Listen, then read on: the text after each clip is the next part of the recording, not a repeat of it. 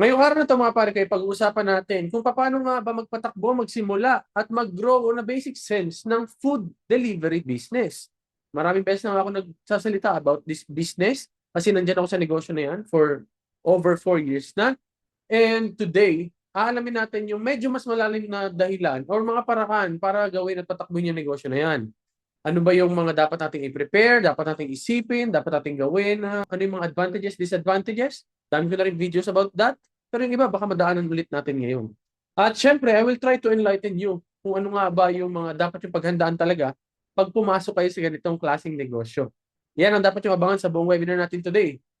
And maliban dyan, yung mga kwento at aral na na-experience ko din sa pagnenegosyo ng food delivery ay i-share ko din po sa inyo ngayong araw na ito. Kaya, kung handa ka na, make sure na mag-sit tight, mag-ready ka ng ballpen at papel para isulat mo na rin kung ano nga ba yung mga pwede mo mapulot sa araw na ito. So, handa ka na ba, Parikoy at Marikoy? Don't forget to share, like, subscribe dito sa Facebook, sa YouTube, at kung saan man. Ano ba talaga yung food delivery business? Ang ginagawa natin dito ay mag-deliver ng food from one point to another, from this location to another. So, ang next na tanong is, anong klaseng food ang dinideliver at anong klaseng sasakyan ang ginagamit natin para mag-deliver? Yun na yung next na question.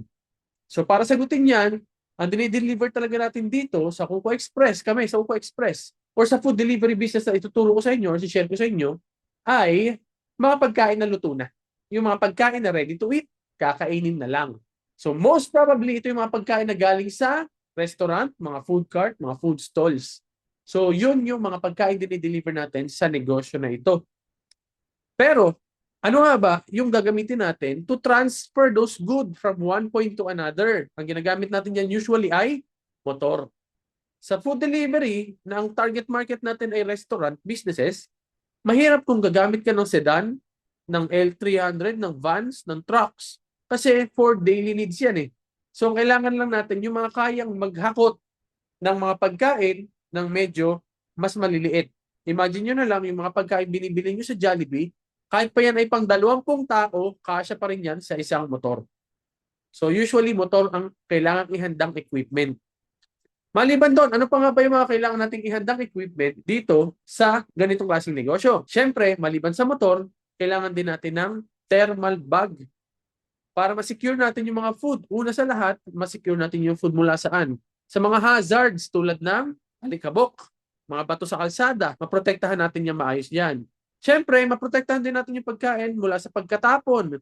Kailangan may maayos tayong lalagyan at kasya doon yung mga pagkain natin. Ang ilalagay lang natin ng mga pagkain ay yung kasya doon sa lalagyan na yun. Yung thermal bag natin dyan, dapat nakapatong yan sa magandang patungan. So naalala ko kasi dati, naging problema namin yan. Nung una, na bumili lang kami ng thermal bag, tapos pinapatong lang namin sa likod ng motor. Doon sa mismong upuan, kumbaga may backseat, di ba? Doon sa backseat, doon natin nilalagay yung thermal bag. And then later, we figure out na kapag thermal bag lang, delikado talaga siya. Dumudulas. Kahit sabihin natin na pwede mong itali o i-tape. Dati kasi tinitape namin eh. Kahit anong ipahakot sa amin, nakatape lang. Walang patungan. So ang nangyayari, napakadalas ng tapunan. Siyempre sa food business, sa food delivery business, problema yun. Either magagalit ang customer, magagalit ang merchant kasi ba't natapon yung pagkain pinapadeliver nila sa'yo. So dapat, maliban sa thermal bag, meron din tayong tinatawag natin na rack o car rack or thermal bag rack. Kung ano man yung patungan na pwede natin magamit dyan. Pwedeng bumili na lang sa Shopee. Usually na 750 ang thermal bag na 62 liters at nasa 500 to 600 naman yung thermal bag rack. Yan yung ikakabit nyo sa likod ng inyong motor. So, tama ba na motor lang yung gamitin natin for our delivery services? Okay lang naman yun dahil una, yun ang pinakamadaling gamitin talaga. However, may downside din ang paggamit ng motor. Yun ang kailangan nating talagang laging alalahanin. Maalog ang motor kahit na maingat kang mag-drive. Lahat ng pagkain lagay mo dyan. Lagyan mo yan ng baso ng tubig na nakakap ng dome. Possible yan na meron yang magi-spill talaga. Kasi hindi silyado yung mga cups. Kung hindi silyado yung mga i-deliver yung food, expect nyo na magkakaroon talaga yan ng problema sa spillage. With that problem, may mga solutions na rin dyan. Like dapat ang delivery natin within the speed limit lang, up to 40 kilometers per hour lang yung takbo. Mabilis na nga yun eh. 30 to 35 to 40, okay lang yun. para masiguradong hindi basta matatapon ng pagkain. Pero kung silyado naman yung pagkain, okay lang na medyo mas mabilis doon. Yan ang kailangan natin para magsimula. Rider, motorcycle rider, thermal bag rack, motor. Maliban dyan, ano pa ba yung mga kailangan natin para simulan ang ganitong klaseng negosyo? Siyempre, kailangan din natin ng pambili sa mga products. Pwede naman gawin natin to ng walang pambili sa mga products, like sisingilin mo muna si customer bago kanya bayaran. It's up to you kung anong diskarte mo. Pero, on our experience, syempre, mas maganda kung meron ka ng hawak na pera. Kung meron ka ng disposable na pera, pwede mo agad ibili. Pag pumunta ka sa tindahan o pag-receive mo ng order mula sa customer, bibili ka na kaagad.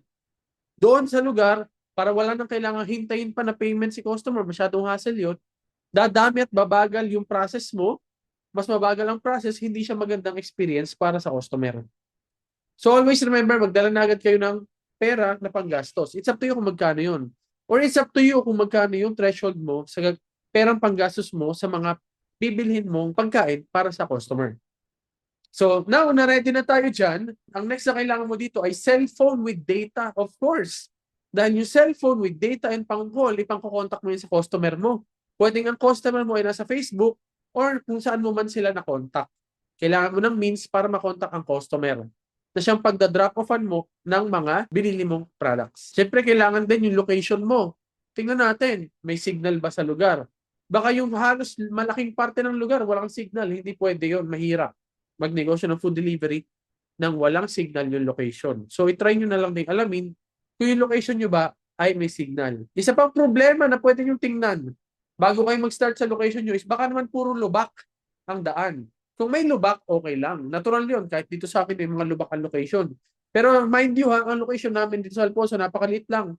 50 to 60,000 lang ang mga tao dito. Napakaunti.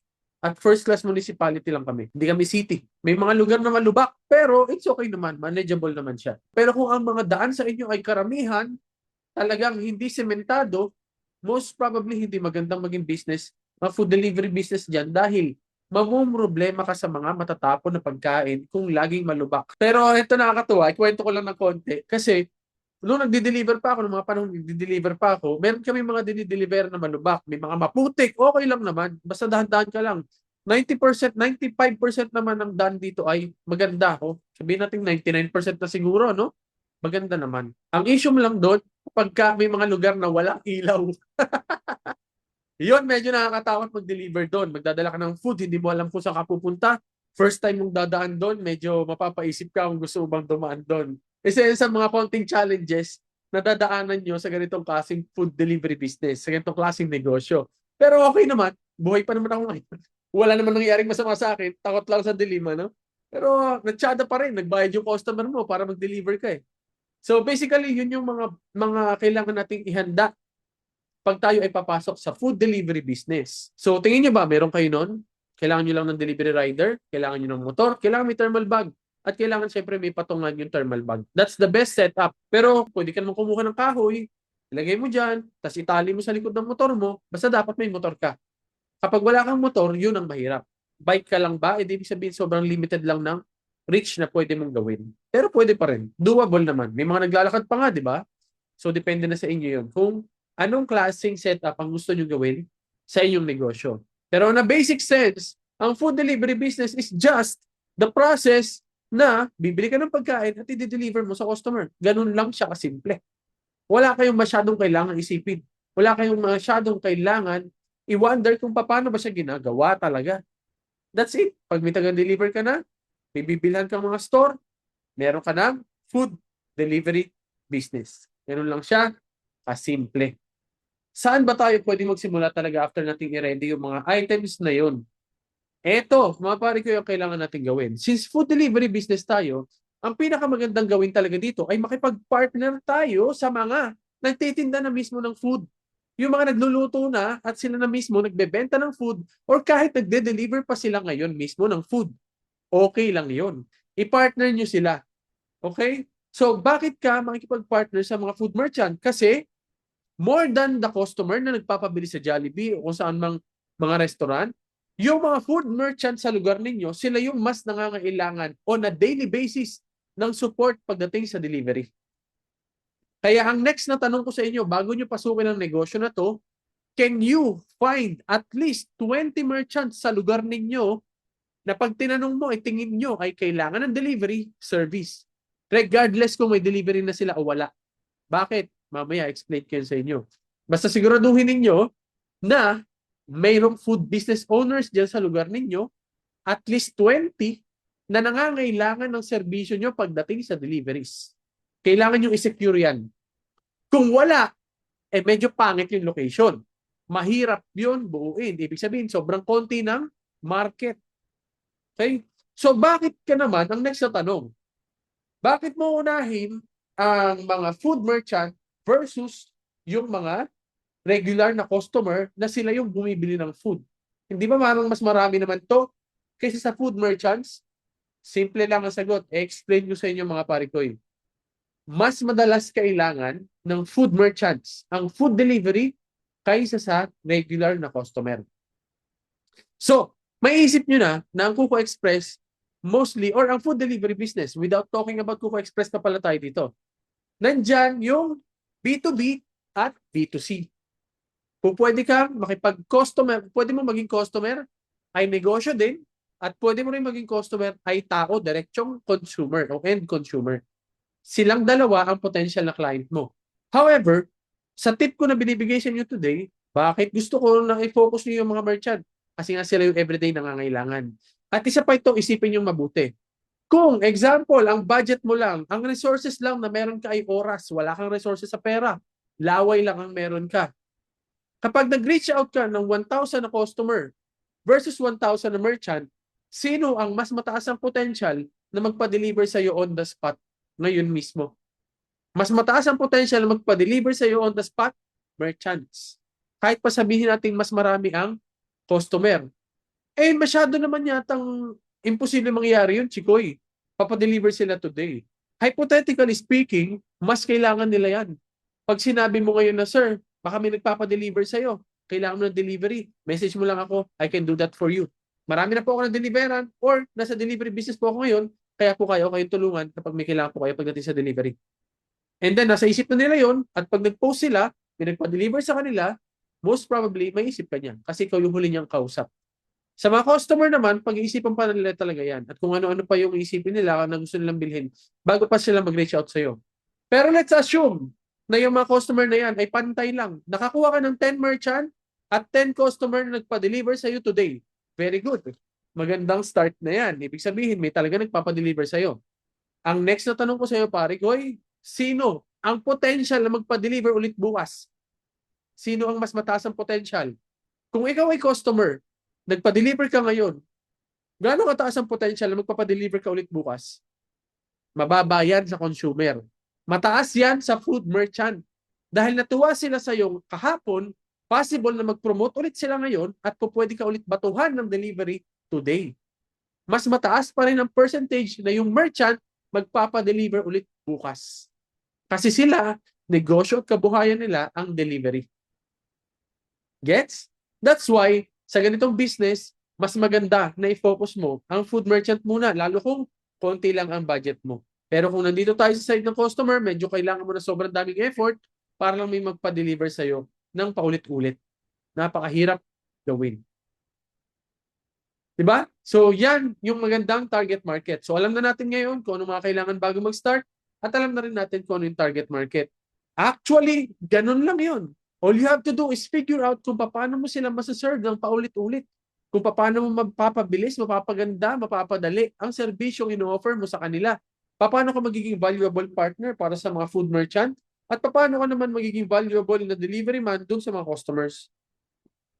Ganun lang nagwo-work ang food delivery business. All you have to do is just figure out the way to establish magandang relationship with the merchant. At syempre, maserve mo rin yung mga customer if you want to serve the customer. Pero in reality, pwedeng mag-focus ka lang sa isa. Pwedeng nga i-focus mo lang merchant lang. Pwedeng nga i-focus mo lang user lang. Ganun po nagwo-work ang food delivery business. Ganun lang siya kasimple. Without talking po, if you want to use Kuko Express systems, regardless, you can start your own food delivery business ora mismo. Ngayon mismo. Diba? However, ano ba yung magiging problema dyan sa food delivery business na yan? Yung tanong kanina, paano kung may mga riders na yung ibang merchant? Makipag-partner pa rin ba sila sa'yo? Ang sagot dyan, mga pare ko, ay yes, makipag-partner pa rin sila sa'yo. Bakit? Kasi kahit may food delivery rider na sila, pag yung mga rider nila na yan ay bumiyahe, most probably wala na silang rider by that time. So ang kailangan na nilang gawin ngayon ay mag-reach out naman sa'yo. Kakailanganin at kakailanganin ka pa rin ng mga food businesses. Kasi once na tumakbo ang rider nila, wala na silang rider. Yung mga medyo mas maliit naman, yan yung mga hirap na hirap mag-maintain ng rider dahil magkano yung pabayad sa rider, hindi mo sigurado kung may delivery sila. Problema nila yon na hindi nila masolve dahil ang gusto nila, masolve yung mga nasa walk-in kaya hindi nila masyadong napupush yung mga deliveries at yung mga online orders. Maraming ganyan. I-try ninyong magtanong at alamin. Tingnan nyo maigi sa location ninyo kung potentially meron kayong mga ganyang klaseng client. So don't worry, kahit may rider yan mga yan, goods pa rin yun. Dahil ibig sabihin, malakas sila sa delivery. Ibig sabihin, may pampasahod sila sa rider. Ibig sabihin, hanggat makukuha nila at makukuha nila ang food, hanggat kailangan nilang kukunin nila yan, kahit kumuha sila ng outside rider, okay pa rin yun. Good pa rin yun for them. At kung ikaw ang maaalala nila, ibig sabihin, na-establish mo pa rin na ikaw ay support for them. Isa pa, hindi naman natin gusto dito mga pare ko na tayo ang aasahan nila all the time. Kasi kung ano man ang limitation ng riders nila, yan din ang limitations ng riders natin. Kahit sabihin natin na meron akong 5 rider dahil yan ang negosyo ko, yung 5 rider na yan, kapag nag-deliver yan ng sabay-sabay, ano mangyayari? Wala na rin akong rider. So, ibig sabihin, hindi rin natin gagawin na gusto natin na tayo lang at sa atin lang sila magpapadeliver all the time. Hindi rin natin yung kayang saluhin lahat-lahat. Kaya okay lang na meron silang sariling delivery rider. Ayos ba yun? So huwag kayong matakot na mag-approach sa mga negosyong meron ng delivery rider. Nakakita ba kayo ng mga restaurant na may sariling delivery rider? Go nyo na yan. Kasi sa amin, yan talaga ay isa sa pinakamalaking lesson ko dito sa food business and food delivery business. Lahat ng food business na alam ko, kailangan talaga nila ng support sa delivery. Dahil ang food business, kailangan talaga nilang bumenta araw-araw. Kailangan gumalaw ang products nila araw-araw. Dahil kung hindi, babayad sila ng rent. Napakaliit ng value ng mga products nila, 500, 300, yung iba 50 lang ang food nila. Pag hindi gumalaw yan, paano yung panggasto sila daily? Paano yung mga nasisirang pagkain? Problema lahat yun. Kaya kailangan gumalaw ng gumalaw at fast-moving dapat ang mga food businesses. Kaya ikaw bilang food delivery, lagi kang may space sa mga food businesses. So, ganun nag-work ang food delivery business. Isipin nyo lang mabuti. Could it work sa location mo? Sa mga nagmamanual na ngayon, ito ang problema ninyo. At alam ko na nararanasan nyo yan. Napakaraming manual businesses na nag-start ng food delivery. Pero nanatili silang manual. Yan ang number 1 na kalaban ng food delivery business. Ang manatiling manual.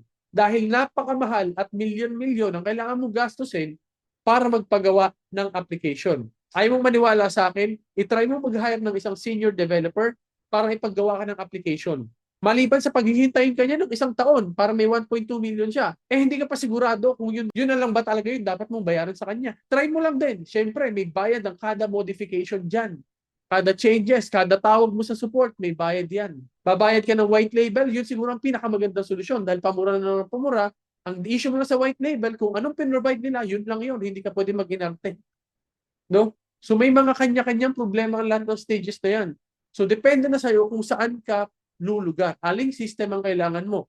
Dahil pag nanatili ang food delivery business mo na manual, mamamatay ka agad yan. Hindi yan tatagal. At kung manual ka ngayon at pinasok ka ng system, ng systemized na orders, systemized na pambili system, food delivery system, kakainin ka ng nakasystemized. Kahit pa sabihin mong matibay ang relationship ninyo ng food business na yon. Pero kung gusto mo ng ganyang negosyo, yung ganyang information, sapat na yan for you to decide kung tingin mo ba, gusto ba yung negosyo na yan with or without Kuko Express. You don't need us to get started. Pero kung gusto mo nga ng guidance and coaching, ay di sumali ka sa team namin sa Kuko Express. Madali lang talaga yung food delivery business. All you have to do is build a network of merchant. Ang tanong lang is paano mo gagawin yun? Ang Kuko Express ay system provider. Tinuturo ko lang sa inyo kung paano nyo siya i-maximize. Ang negosyo nyo, it's up to you. Hindi kami nagbebenta ng franchise. Clarify ko lang po. Hindi ako nagbebenta ng franchise at hindi ako nagbebenta ng negosyo. Nagpapasubscribe po kami sa systems na meron kami. At pwede nyo gamitin yun sa negosyo nyo na food delivery business. That's why yun ang ginagawa ng Kuko Express. Kasi ino-offer lang naman namin ang system namin para padalingin mo yung negosyo mo. Kasi yun ang aming negosyo. Mag-provide ng sistema. With that being said, ano nga ba yung mga pwedeng gawin ni Kuko Express para sa inyong mga negosyo? Ano yung pwede namin gawin para sa inyong negosyo? Pwede nyo pa rin gamitin ng Kuko Express kung gusto mo lang padaliin yung negosyo mo itself. Kahit hindi mo pagkakakitaan ang Kuko Express systems. Isa lang kasi siya sa mga means or use case na pwede mong gamitan ng sistema ni Kuko Express. Kasi sa Kuko Express, pwede ka naming bigyan ng iba't ibang mga system. Maliban sa delivery app, yung rider mo, rider app lang, na idudugtong mo sa POS, that can already make your life easier kung ang negosyo mo ay food business or any business na kailangan mag-deliver ngayon. Ganun lang, hindi nyo kailangan mag-food delivery business. Isa lang yon sa use case na pwede nyo paggamitan ng mga serbisyo namin. Pero other than that, may mga pinoprovide pa kami mga systems. POS na pwede nyo ibigay sa mga partner merchants ninyo para sa pag nag-book sila ng delivery doon, sa inyo ang pasok ng delivery. May web store kami na pwedeng ibenta namin sa mga merchant sa lugar ninyo at kapag nag-onboard sila sa web store, sa inyo ang pasok ng mga delivery, tataas ang deliveries ninyo. Pero pwede rin namang hindi nyo kunin yun. It's up to you lang. Pero may system kami na gano'n na pwede naming ibenta sa mga merchant. Kami yun. May system din kaming app store na pwede naming ibenta sa mga merchant kung gusto ng mga merchant na magbenta sa application namin. Nirerentahan nila kami. Nagbabayad sila ng space or slot para magkaroon sila ng slot sa App Store. Pero pag nag-deliver yon, kung ikaw yung nandun sa location, pwedeng ikaw rin ang sasalo kung ikaw ay may app. Maliban sa web store, sa App Store, nagpo-provide din kami ng QR menu para sa mga merchant, courier system, from point to point, parang Lalamove. Maliban sa QR menu, may deliveries itong mga to. Kanino namin ibabato yon? Pwede nyo mapakinabangan yun kung gusto nyo i-open ang rider ninyo para mag-receive ng mga deliveries from those systems. So, ganun siya nagwo-work. Pwede nyo i-take advantage yung mga applications ni Kuko Express para lalong lumakas ang deliveries ninyo at mailak ninyo yung merchant ninyo. Basically, yun ang pinoprovide ni Kuko Express. Ganun lang po nag-work yun. Nagpo-provide ba kami ng marketing support? Hindi po. Wala naman kayong babayaran sa amin na related sa marketing. Ang binabayaran nyo lang po sa Kuko Express ay system. So paano yun? Wala palang marketing support si Kuko Express? Yes, wala po talaga. Kasi wala kayong binabayaran sa amin na anything related sa marketing. Ano ba yung mga binabayaran kay Kuko Express? Kung gusto mo maging operator, kahit na paano mo gamitin yung rider account mo at operator account mo, it's up to you. Kasi pang-track yun ng rider, pang-assign yun ng details sa rider. Ganun lang nagwo-work yun. Pwede mo pagkakitaan ng rider mo, it's up to you kung gusto mo. Kung hindi mo gusto pagkakitaan yung rider mo, it's up to you kung gusto mo. Operator license, operator and rider. Minamanage mo lang yung rider mo gamit yung operator account mo. Okay? And then pwede ka magdagdag ng mga riders mo kahit gaano karaming riders pa. Pag operator ka, kahit gaano karaming riders pa. For example, ang negosyo mo ay tracking, pwede mong gamitin yon. Gusto mo ba ng ganung business? Pwede mong gamitin yon. Use case lang talaga ang food delivery business. It's just a use case na pwede mong i-take advantage. Pag operator account ka, meron kang isang rider account plus operator account. Yung operator account kasi ginagamit yon para i-manage yung rider mo. Yun ang operator account. Paano po yung food tray and cake? Hindi kaya ng motor. Pwede ba sa L300? It's up to you. Kung gusto mong maggamit ng L300, pwede. Hindi yan ay pinagbabawal ng Kuko Express. Kasi nga, ang bibigay ko lang naman sa'yo ay system. It's up to you kung anong klase ang delivery mo. L3 ka ba? Kasi ikaw din naman magsiset ng delivery fee mo eh. L3 gamitin mo, okay, walang problema. Pwede nyo gawin yun sa Kuko Express. Diba? Kaya lang kasi ang tanong, worth it ba yan? Kasi mahal ang gas ng L3. It's up to you na. Pwede yun. Walang problema yun. Kung gusto mo ng additional riders, pwede ka mag-add ng unlimited. 1,199 per rider account. So kung mas malaki na yung business mo at kailangan mo ng maraming riders, okay lang, dagdag ka lang. Pag nagbayad ka ng isang buwan may access ka. So wala siyang contract na kailangan mo siguraduhin babayaran. Hindi, walang ganun. Just subscribe when you need to. Imagine nyo lang, parang premium account sa YouTube. Kapag ayaw mo na, di huwag ka magbayad. Pag gusto mo pa, edi magbayad ka. Ganun lang nag-work ang systems ng Kuko Express. Mag-track po ba ng apps yung location ng rider para ma-monitor namin yung rider kung ginagawa nilang work nila? Yes. Isa po yan sa mga feature ng ating rider app. Mara-record yung location ng rider kung nasaan siya. Napupunta yun sa system. Next, gusto mo bang sumali na ikaw ang magre-receive ng mga pabili services sa buong location? Meron tayong binabayaran doon na system fee o setup fee. Isi-set up namin yung mga pabili stores sa lahat ng location. Makakapasok ka na magre-receive ka ng mga transaction sa lahat ng mga pabili stores na yon sa lugar mo. However, walang exclusivity yun ha. Pinasok lang natin na dinagdagan lang natin yung another opportunity. Yung iyong rider ay pwede mag-receive ng mga deliveries mula sa pabili. Binuksan lang natin yung system na yon para madagdagan yung delivery ng rider mo. Example, GMA. Bubuksan ko lahat ng mga panindang store dyan sa lugar mo. Lahat ng pwedeng bilihan ng mga store sa lugar mo, bubuksan natin at ilalagay naman natin sa user app naman ng Kuko Express. Bibigyan ka ng rights na tumanggap ng mga deliveries mula doon sa pabili service. So imagine nyo na lang, eto ka, wala kang ginagawa dito, diyan ka sa tabi, walang pakialam si Kuko Express sa mga activities mo, bahala ka. Basta binabayaran yung subscription mo with Kuko Express. Sabi mo, gusto ko pong sumali, makareceive ako ng mga deliveries mula sa pabili stores. Pwede kang makareceive niyo ng mga transaction galing doon sa mga tindahan na inilagay ko doon. Pero kahit sinong may operator account dyan o may rider account, pwede makareceive. Binabayaran mo lang yung license para makareceive ka din. However, 100% ng delivery fee sa'yo lahat. Walang guarantee na may benta sa loob nun. Siyempre, bilang ikaw, parte ka ng system, promote mo na pwede silang bumili doon at papasok sa iyo yung mga deliveries. Yun po yung pangalawa. Perks and benefits ng exclusive rights. Pwede palang magkaroon ng deal sa exclusivity sa lugar. Yes, if you want to lock us, may option lang kayo sa Kuko Express. Gusto mo mag-deal tayo na ikaw lang ang kausap ko sa lugar na yan? Gusto mo ikaw lang, sa'yo lahat yung buong syudad? Pwede, walang problema. Pag-uusapan natin yan. Kasi kami po ay system provider. Kung okay tayo at mag-okay tayo sa presyo. Pag may exclusive rights ka na, mag-open up pa ulit ito ng mas marami pang opportunities. Ikaw lang din ang unang tatanggap ng lahat ng mga delivery sa lugar unless hindi mo kayang saluhin. Pero pag may exclusive rights po tayo, bahala ka na rin kung magkano ang gusto mong ilagay na delivery fees sa pabili services. Maliban doon, hati pa tayo sa kikitain sa pabili fees. On top pa po ito ng delivery fees. Si Kuko Express, 7% lang sa kanya, ikaw 80% na ipapatong mo sa 7%, sa'yo na lahat yun. So kung 15% ang ipapatong mo as service ng pabili fees, 8% ibig sabihin sa'yo. Kung 10%, ibig sabihin 3% sa'yo. May share ka na din ngayon sa income ng pabili fees. Lahat ng store na gusto mong ilagay sa pabili, ilalagay natin. Bahala ka kung anong gusto mong ilagay. Ilalagay natin dyan. At mag-deal din tayo na gamitin mo yung brand ni Kuko Express if you want to join our inner circle. Kung gusto mo sumali sa mga coaching programs namin, pwede mong gamitin yung Kuko Express brand para makasali ka. Pero you don't really have to. Sabi mo pwede gamitin ang brand ni Kuko Express. Yon. Pwede rin. If you want na makisabay sa brand namin, ito na yung merong coaching system na nakasama, may program na. At may mga rules na rin yun since gagamitin nyo ang pangalan namin. Paano kung ayaw kong gamitin yung brand nyo? Okay lang. You don't have to use any of our brand or of our system kasi delivery naman ang business mo eh. Pero pwede ka pa rin mag-receive ng mga deliveries from our system. Why not? Dagdag kita rin yun sa negosyo mo.